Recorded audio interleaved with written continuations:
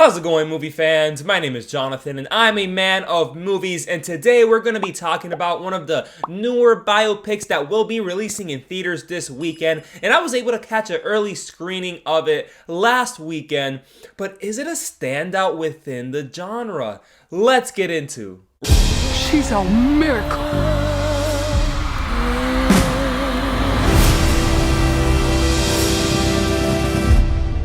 Respect is directed by Liesl and written by Tracey Wilson and Callie Khouri. This stars Jennifer Hudson in the leading role alongside Whitaker and Marlon Wayans. This is the life story of legendary R&B singer Aretha Franklin from childhood to stardom.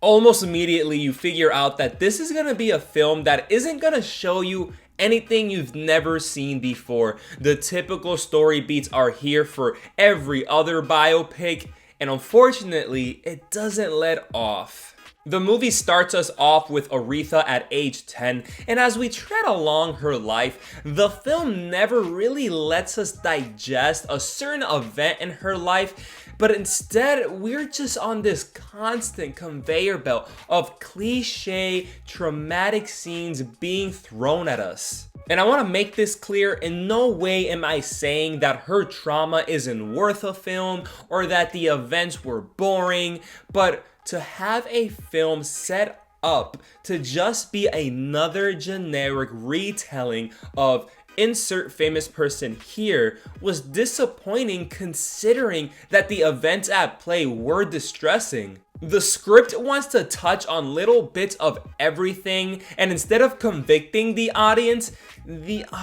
feels left in the dust, because before you know it, the story fast forwarded and we're being introduced to new problems and new characters that are not directed well enough to leave a lasting impact.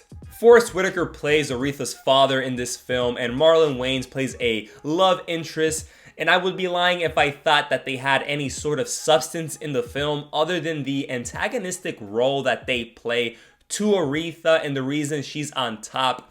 Marlon Wayans' character is very much a one-note, surface-level, abusive boyfriend type of character in a generic biopic. And I do see where they were going with Whitaker, as he is a loving father figure and pastor, but at the same time has his demons.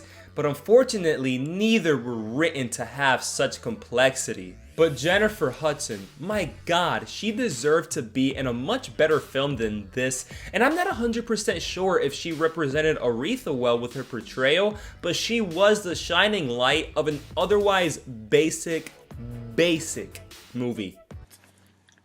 You're basic. I never believed that she was supposed to be 17 years old at one point, or 25 years old at one point, but the acting is commendable, if not more. She does start off pretty well, but toward the end, she really gives it her all, alongside these powerful live renditions of Aretha Franklin's hits and highlighting the hurt and constant abuse that she went through with a great range of emotion. And it's such a shame that the direction couldn't keep up.